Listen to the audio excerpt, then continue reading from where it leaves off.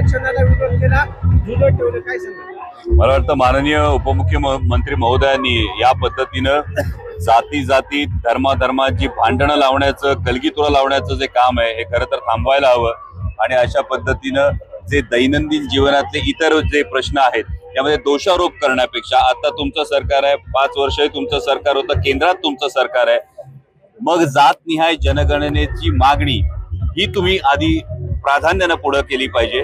जर बिहार सारखं राज्य आता करू शकतं तर महाराष्ट्रानं सुद्धा या पद्धतीने जातनिहाय जनगणना ही केली पाहिजे।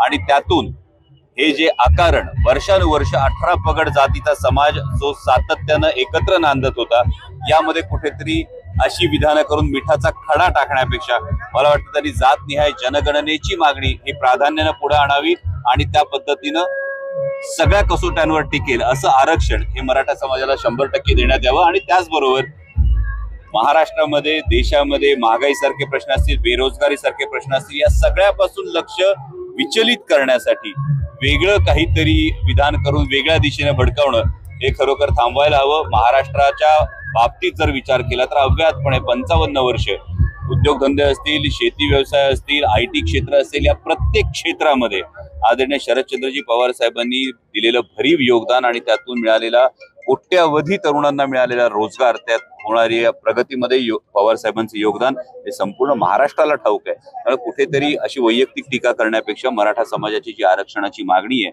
ही योग्य पद्धतीने धसास कशी लावता येईल यामध्ये माननीय उपमुख्यमंत्र्यांनी पूर्ण लक्ष दिलं तर जास्त बरं होईल।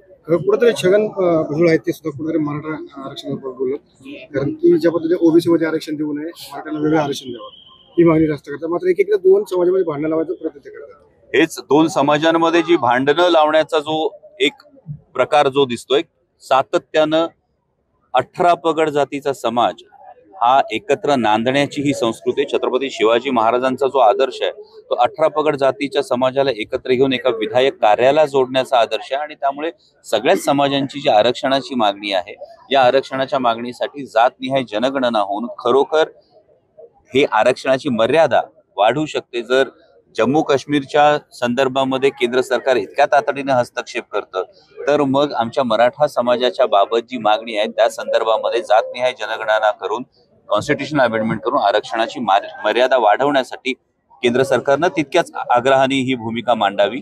आणि त्यासाठी जे आता राज्यातलं सरकार आहे त्या राज्यातल्या सरकारनं केंद्र सरकारकडे तसा पाठपुरावा करा। इतक्या सोप्या गोष्टी या न करता कारण कुठेतरी प्रक्षोभक विधानं ही होणं हे टाळलं गेलं पाहिजे।